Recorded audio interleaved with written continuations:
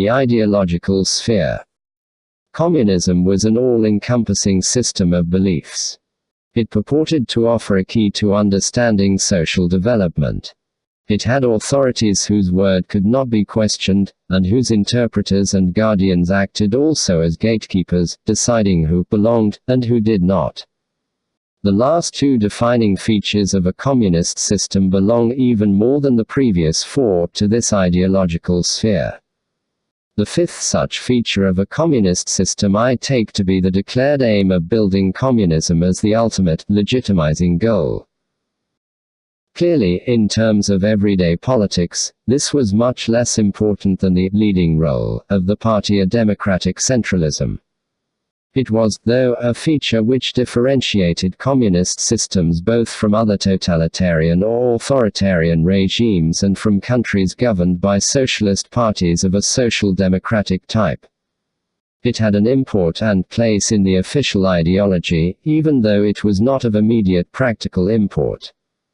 In the early years after a communist party had come to power, the idea of the building of communism doubtless had some motivational and inspirational significance for at least a substantial number of party activists. As years went by, though, there were ever fewer believers in the notion of a harmonious society in which the state would have withered away. And yet a communist leadership could not renounce this goal without abandoning one of the sources of the legitimacy, such as that was.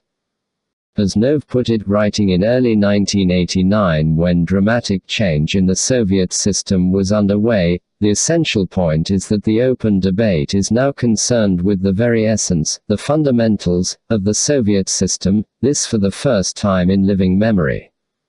What kind of society did they have, and where are they now? Where are they going? One has a feeling that no one quite knows. Does this matter? After all, where are we going?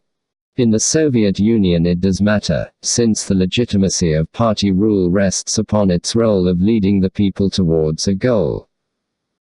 If political activity knows, in the words of Michael Oakeshott, neither starting place nor appointed destination, a political party could not claim the right to rule on the grounds that it had discerned how to guide society to an ultimate goal.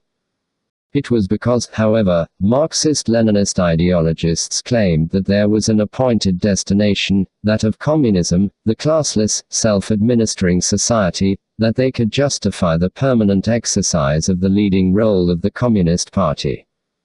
It was that party which possessed the theoretical insight and the practical experience to guide less advanced citizens to this radiant future. While successive leaders of ruling communist parties sincerely believed in the leading role of the party and in democratic centralism, since this directly served their interests, it is open to doubt whether any Soviet party leader after Nikita Khrushchev, who headed the CPSU from 1953 until his forcible removal in 1964, believed in the future communist society in anything like Marx's or Lenin's sense. The same skepticism is in order about East European communist leaders. However, whatever the private reservations, none of these leaders could publicly renounce the destination, for they led a goal-directed party and society.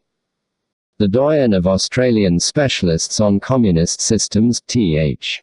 Rigby, wrote some years ago, "In communist societies the structural and ideological features of a country totally mobilized for war have been converted into a permanent, normal condition.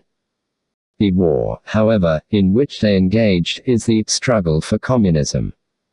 Our goal is communism," proclaims the enormous banner in the machine shop, and indeed it is in terms of this goal that the Politburo justifies its 5-year plan guidelines, that Gosplan spells these out into annual and quarterly plans for the industry concerned, and that the ministry running it translates into specific targets for the particular plant, and the latter's management sets the tasks of individual workshops and workers.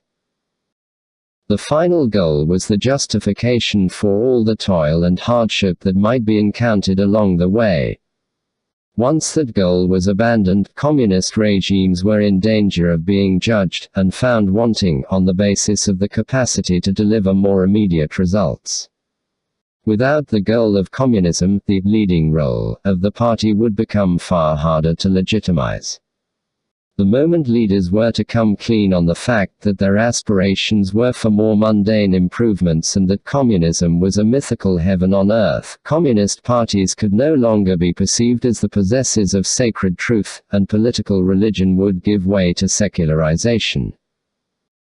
That the last leader of the Communist Party of the Soviet Union, Mikhail Gorbachev, although devoted to what he called the socialist idea, had long been skeptical about the ultimate goal of communism was evident from the fact that he recalled with relish a joke from Khrushchev's time, albeit committing it to print only after the Soviet Union had ceased to exist.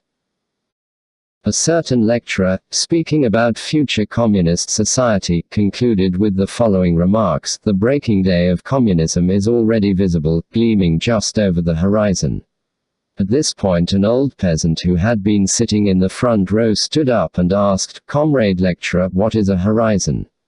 The lecturer explained that it is a line where the earth and the sky seem to meet, having the unique characteristic that the more you move toward it, the more it moves away. The old peasant responded, "Thank you, comrade lecturer. Now everything is quite clear." The sixth defining feature of communism was the existence of, and sense of belonging to, an international communist movement.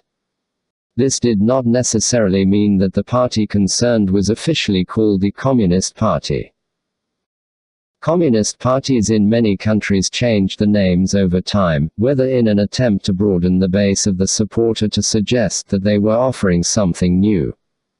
Thus, for example, the Hungarian Party, throughout the period 1948–89, was known successively as the Hungarian Communist Party, the Hungarian Workers' Party, and the Hungarian Socialist Workers' Party. What mattered was that communists both within and outside Hungary recognized the party as communist. Equally, their opponents had no difficulty in similarly identifying them.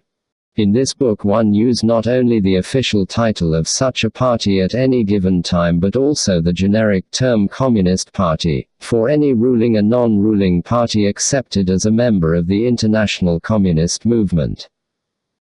The existence of that movement was of great ideological significance. It was the supposed internationalism of communism which attracted many of its adherents.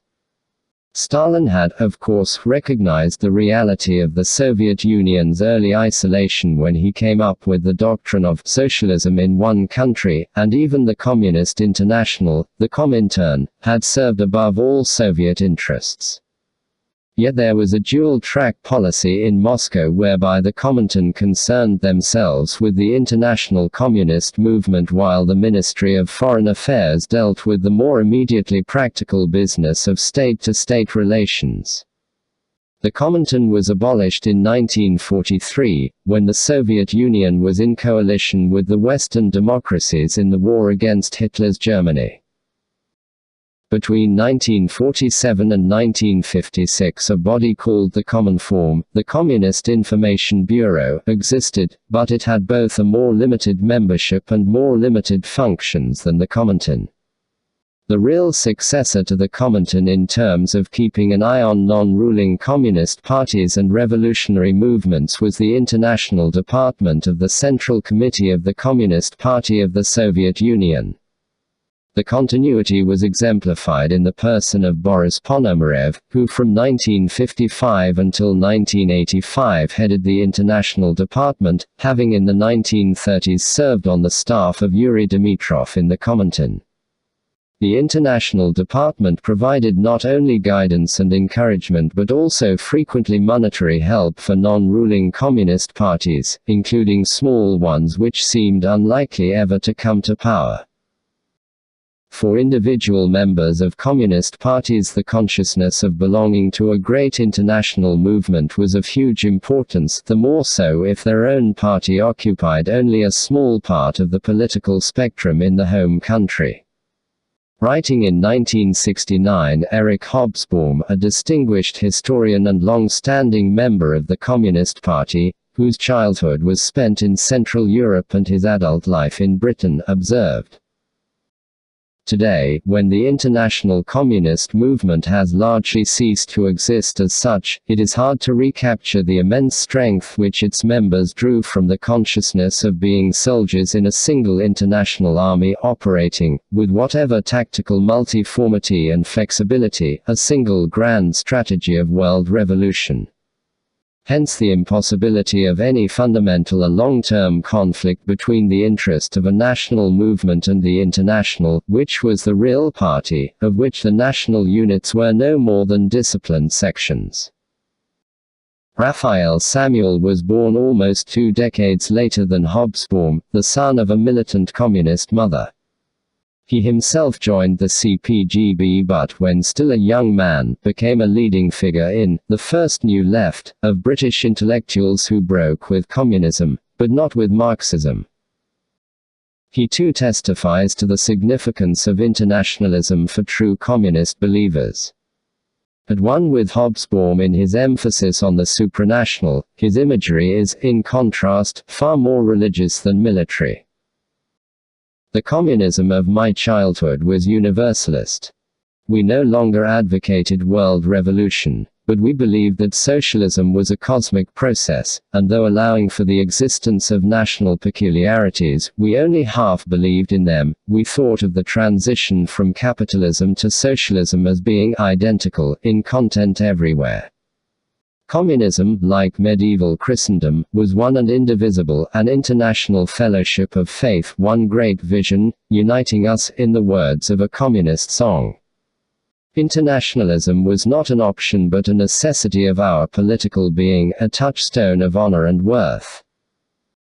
Among members of the worldwide communist movement, there were many who were genuinely devoted to the ideal of internationalism. But since they recognized the unique role of the Soviet Union as the country which had successfully put their ideology in power, and which thus served as a teacher and exemplar, they became vulnerable to being used as instruments of Soviet state policy and of shifting coalitions within the highest power structures in Moscow. What convinced in Lenin, Hobsbawm has written, was not so much his socio-economic analysis, but his palpable genius for organizing a revolutionary party and mastering the tactics and strategy of making a revolution. For non-ruling parties the international communist movement was, accordingly, something to which they for long voluntarily submitted, believing both in its collective wisdom and in the special authority which accrued to the party that had been led by Lenin. To be recognized as part of the international communist movement by the existing members distinguished communist countries and parties from socialist governments and parties of a social democratic type. Given that the Soviet and other communist states described themselves as socialist, being accepted as a member meant conforming to socialism in the terms.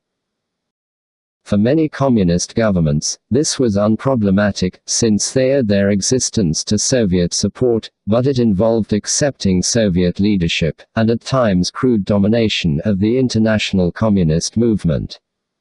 For communist parties which had made their own revolutions, as was the case, for example, with Albania, China and Yugoslavia, it was much more difficult to accommodate themselves to Soviet hegemony. The relationship with the Soviet-dominated international communist movement will be discussed in later chapters.